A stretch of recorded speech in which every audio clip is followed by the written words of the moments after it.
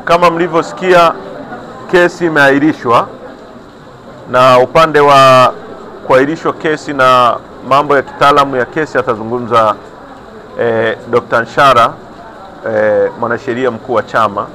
Lakini kwa upande wetu ni kwamba tunaiomba mahakama hiyo kesi kwa sababu imeahirishwa irudi kwa haraka ili iweze kuendelea na isikilizwe ifike mwisho, kwa sababu mwenyekiti wetu yuko ndani. Leo ni siku ya 225, zaidi ya miezi 7 kwa kesi ambayo bado tunaendelea kusisitiza kwamba ni ya uongo, ya kutunga, kesi za kuumiza watu kisiasa, kwa sababu tunaoshindana nao hawana uwezo wa kushindana kisiasa, hawana hoja. Hilo jambo la kwanza. Jambo la pili,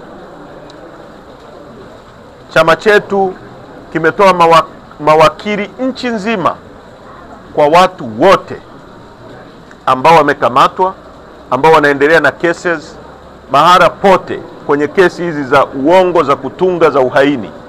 Kwa hiyo tunataka Watanzania waelewe kwamba chama chetu kitahakikisha wanapata uwakilishi kwa nchi nzima, na katika hili tunapenda kuwashukuru sana Tanganyika Law Society. Wamefanya kazi ambayo kwa kweli inapaswa kufanywa na Law Society ya nchi nyingine yoyote. Kazi yao ni kutetea watu, na nataka nimshukuru kipekee rais wa chama cha mawakili wa Tanzania na mawakili wote wanaojitolea kuwapigania Watanzania nchi nzima. Legal and Human Rights Center wamefanya kazi kubwa, tuna appreciate, tunatambua. Kwa hiyo ni uwakilishi ambao utafanywa pamoja.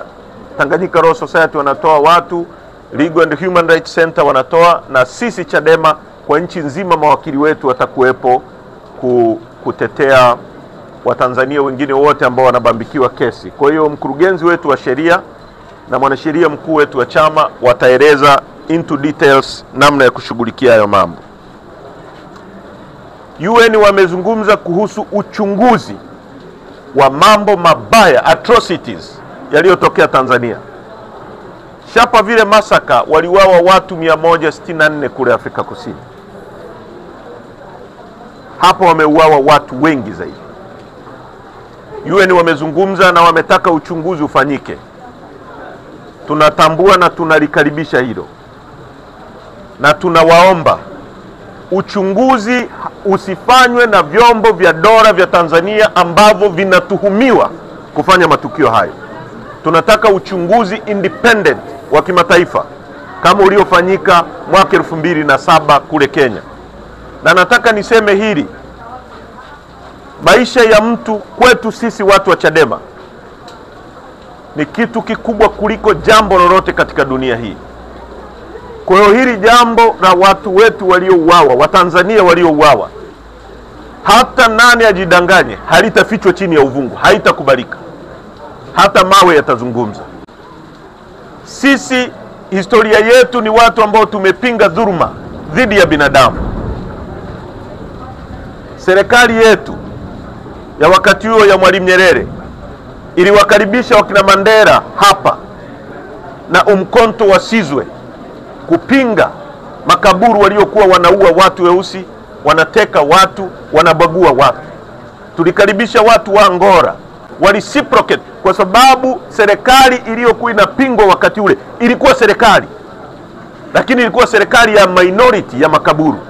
Watu wa Afrika Kusini na wengine wote majirani zetu ambao Tanganyika ilihusika, Watanzania waliwapa hifadhi hapa, wawahifadhi wa Tanzania na watoe sauti kwa kutumia vyombo vyao vya habari, sababu tunajua hali ya vyombo vya habari vya Tanganyika, vya Tanzania kwa sasa. Walireciprocate hicho, na tunawashukuru ambao wanafanya hivyo. La mwisho kabisa, kama nilivyosema jana, tunaanza vikao vya kamati vya secretariat immediately na vikao vya kamati kuu ya chama immediately. Tutatangaza siku, tutajadili na tutaeleza kilichojiri na hatua tutakazochukua kama chama. Hakuna kurudi nyuma. mpaka nchi hii itakapopata ukombozi kutoka kwenye minyororo ya watu wanaotaka kutufanya koloni lao. Nchi hii ilipata uhuru mwaka 61. Asanteni sana kwa kunisikiliza.